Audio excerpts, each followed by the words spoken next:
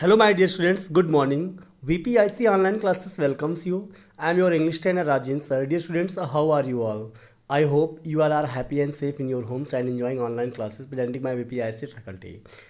Dear students, today I am going to teach you the next lesson, the landscape of the soul. बेटा देखिएगा landscape of the soul जो कि आपके कहानी है, ये राइट की गई है नथाली टूराय के द्वारा, जो कि बहुत ही हमारे एक फेमस राइटर हैं। तो सुनते हैं कुछ इंटरेस्टिंग चीज़ें लेखक के बारे में।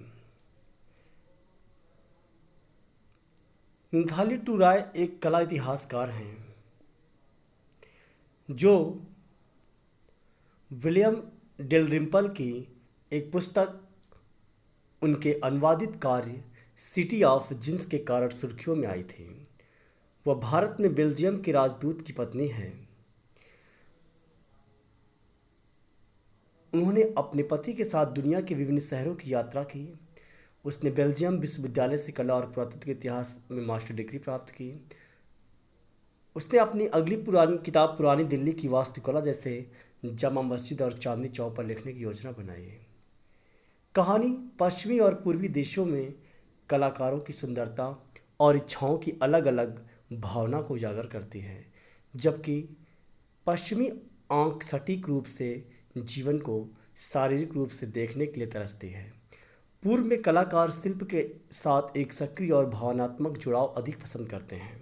वे चाहते हैं कि दर्शक काम में अपना रास्ता खोजे और कलाकृति की प्रशंसा और विश्लेषण करने के लिए विभिन्न दृष्टिकोण खोजे। उनके लिए यह मूल चीज़ की एकमात्र कार्बन कॉपी से अधिक मंत्र है और इसमें कल्पना, विश्वास और भावनात्मक गहराई की अधिक शक्तियाँ शामिल हैं।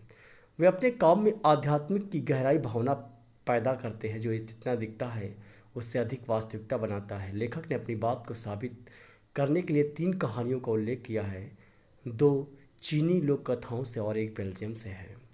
पहली कहानी सम्राट के शासन में ऊ डायोजी नामक एक मध्यकालीन चीनी कलाकार के बारे में है।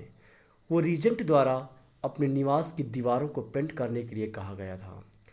उन्होंने पहाड़ों, नदी, बादलों, वन्य जीवन, लोगों आदि की एक सुंदर मध्यरेखा को चित्रित किया। शानदार काम के लिए पहाड़ों की तलहटी में एक गुफा चित्रित की थी। वू ने गुफा के पास एक बार अपने हाथों से ताली बजाई और जीवित हो गया। इसने एक नई दुनिया के लिए एक पोर्टल खोला। उन्हें गुफा में प्रवेश किया और इससे पहले कि कोई और प्रतिक्रिया दे पाता, चित्र पतली हवा में गायब हो गया। वो इसके साथ ही गायब हो गया। कहानी एक चीनी किंवदंती बन गई और कन्फ्यूशियस जैसे लेखकों और दार्शनिक से एक समृद्ध विद्या का हिस्सा बन गई। दूसरी कहानी एक चित्रकार के बारे में बताती है जो रहस्य और कला के आध्यात्मिक जादू में विश्वास करता था। उसने एक शानदार अजगर चित्रित किया था, हालांकि उन्होंने उसकी आंखें बनाने से मना कर दिया था, क्योंकि उसे डर था कि यदि उसने आंखें खोली तो वह जीवंत हो जाएगा।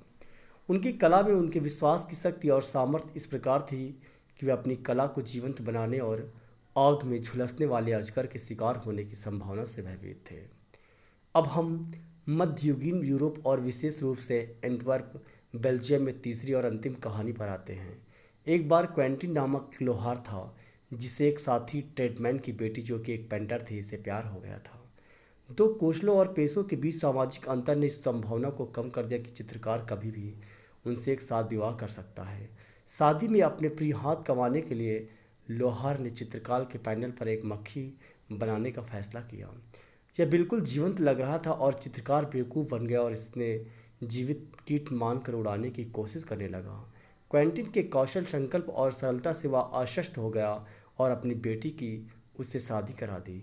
अपने सच्चे प्यार को पाकर क्वेंटिन अपनी उम्र के सबसे महान चित्रकारों में से एक बन गया।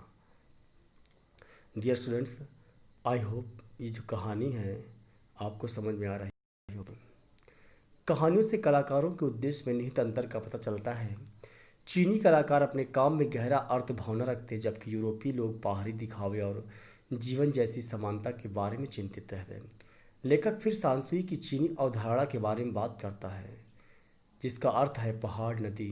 वह यांग, जिसे बोलते हैं वर्टिकल माउंटेन, जो मर्दाना, गर्म और कठोर है, और इन जो कि क्षैतिज नदी जो स्त्री तरल और नम है की अवधारणाओं के बारे में सूचित करती हैं।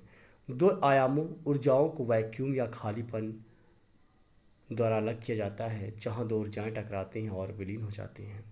ये वो जगह है जहाँ कलाकार की कल्पना निहित है और वह अपने काम के माध्यम से संचार की आंख बन जाता है।